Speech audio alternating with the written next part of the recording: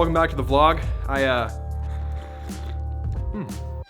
I did something real stupid last night. Check this out. I don't know if you can see that in there. Still got a blood stain. Okay, so I was, last night before I was packing up to go home, I was flipping a knife around, and I shouldn't have been because knives are not toys, they're tools.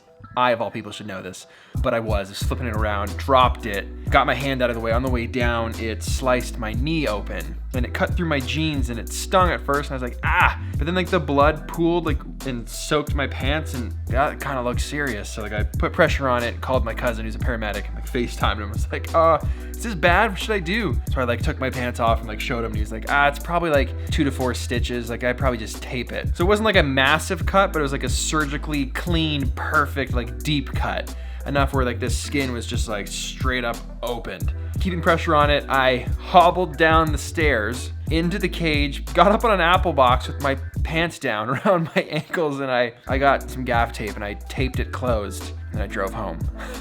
And I guess sometimes you still gotta learn the hard way, but it is important. I had a first aid kit in my truck, which everyone should have a first aid kit at their house, office, truck, vehicle, one at the house and everywhere. Because I was gonna go buy some of those like sticky butterfly strip things instead of getting stitches, because I kind of don't want to go to a hospital right now. But I had them in my truck, which was great. So I was able to get home, clean it with alcohol. That sucked. And then I taped it together and kept my leg up. So now I'm kind of like limping around the office, not because I can't walk, but more so because I'm trying to prevent my knee from bending so it doesn't rip open and then I have to go get stitches, because that would just suck. So I refuse. Tape is gonna work. I wore sweatpants today to try and make it a little bit easier on me.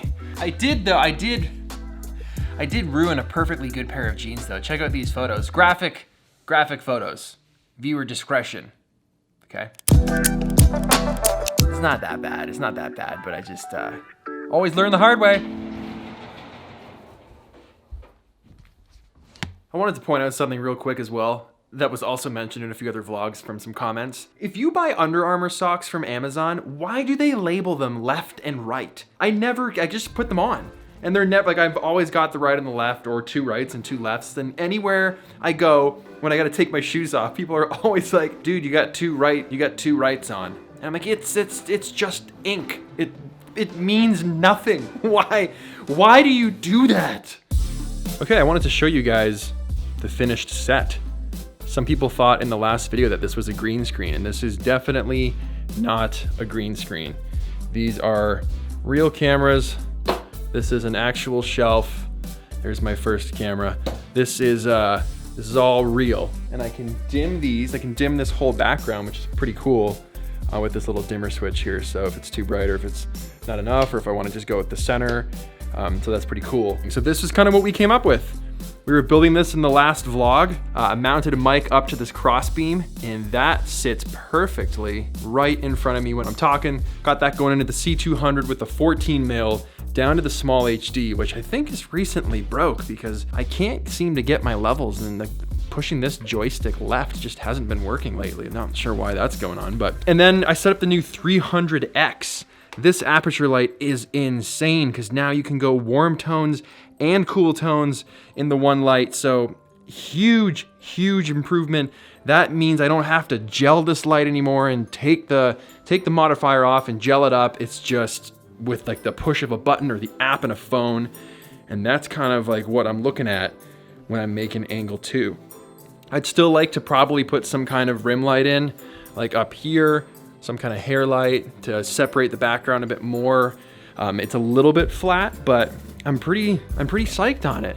Now I've got an acoustic blanket on the floor here. So the reason I have the sound blanket on the ground is to just prevent the sound from bouncing around too much. When I emptied everything out of this room, it just sounded still like a little bit too much echo, too much reverb. I have 3 sound panels in the ceiling, but still needed something to prevent the bounce from the floor. I've also been bringing a panel from the warehouse to put in the corner to kind of act like a bass trap. All right, that's the huge panel I've been bringing into my office. It's supposed to be mounted to the wall up here in the warehouse, but I had the sprinkler moved. It used to be in the middle, right where that hole is. And I had it moved over to the side because obviously, like, who wants a sprinkler right there?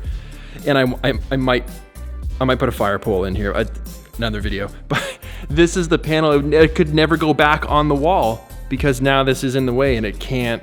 Anyway, so I carry this basically into the office, into the corner when I need that extra sound dampening.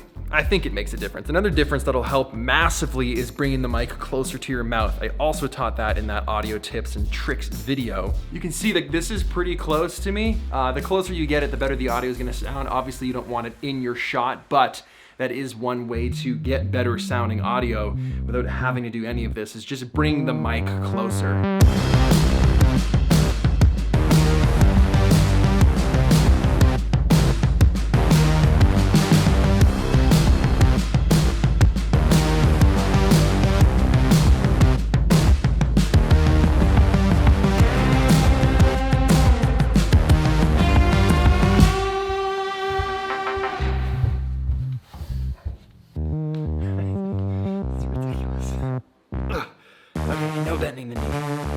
Wanted to chat quickly about the kind of videos that I've been making lately and just content as a whole that I'm seeing on YouTube and being made lately while all this is happening in the world. And being limited to where you can go and what you can do and with whom makes it very challenging to make content. That's what I've learned. I've tried to overcome those challenges and I feel like I have in many instances. And then there are some instances where I feel like I haven't at all. And it's been really difficult. And I'll put something out and just kind of think, I didn't really feel that one, but I did it anyway to just try and keep things moving. And it's hard because I think that's good. I think that's a good thing to do, but I also think it's a bad thing to do.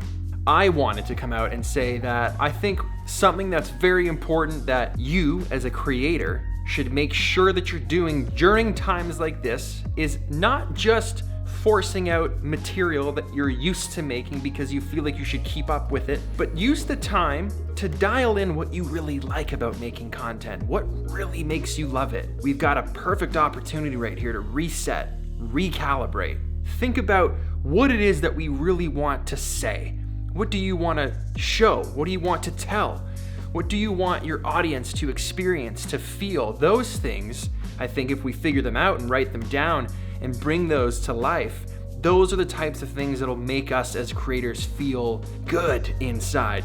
It'll satiate, such a great word, that inner artist that's just burning to do X. And I don't really get that by just churning out videos weekly. If I have a fun idea and I like it, I'm down, I'll do it for sure. But I think it's easy, especially to just keep things moving during times, unknown times, etc. It's easy to fall into that and become complacent and a little stale and just kind of tired of those types of things. So recently, on that note, we've just been going hard at this Angels and Airwaves documentary because that is something that not necessarily appeals to the people that watch this channel. Like, we're here to check out vlogs, have fun, photography, cinematography, random stuff, music, specifically a band that not everybody listens to. That's not going to resonate with the whole. That's not broad. And you'll notice with YouTube, a way to be popular and a way to make content that's engaging is to hit that broad audience. But that doesn't always make you feel good.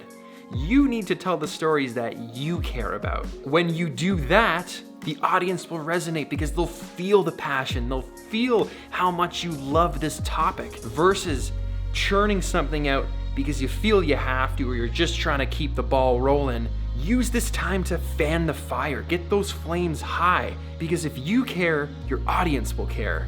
And at the end of the day, I'd rather be psyched on the things I'm making than just feeling about them. There's a really good way to know if you made something that you love. I'm proud of my videos. I like my videos. I don't love all of them, but it's very easy to know when you do love one, and when you find that is what you should be doing all the time. This is the trick to ask yourself if you're really loving the content that you're making. I want you to remember the last time you made something where this happened. Maybe it was the intro, the B-roll, the music, a really special part, just part of the talking head, but you exported just a section of that video and you sent it to a bunch of friends because you were psyched.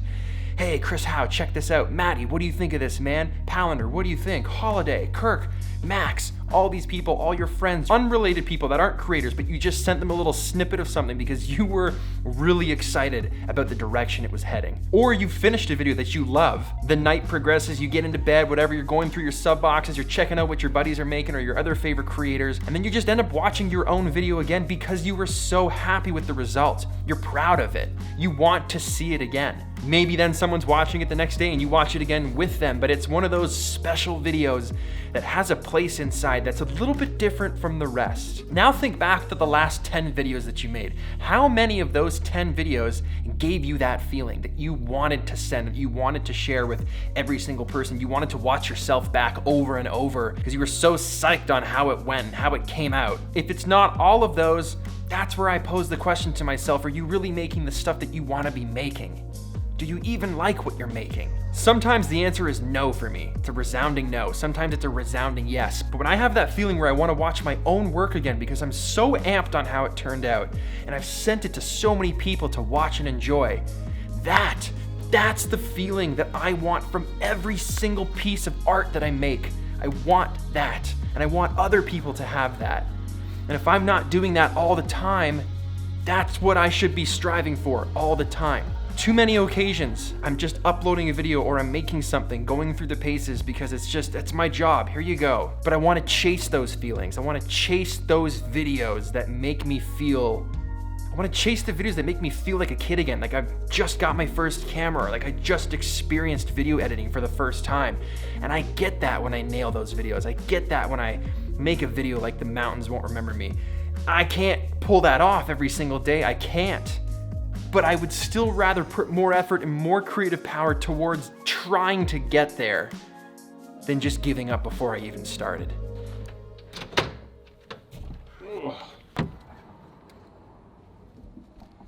Where are you?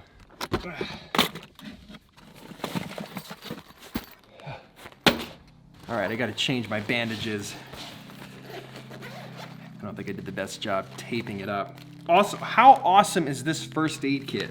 This is the best thing ever. Got it on Amazon. I'm not sponsored. I love this stuff. This kits and being prepared and having those things, and you're just like, I love it. Link below if you don't have a first aid kit. Did I use them all? So it's a bit of a random video. I was just sitting upstairs kind of thinking to myself, like, what do I want to make today? And then there's a list of things, but I really liked that analogy of look back at the 10 videos you made recently and do they give you that feeling where you want to send them to everyone? And I thought I'd just share that concept with you to maybe inspire you to reach for that same level starting today. Maybe you already are. Maybe you're psyched on all the stuff that you're making. And if you are, that's awesome. That's where I want you to be. That's where I want to be all the time. And I'm always striving to get there, always. That wraps it up. See ya.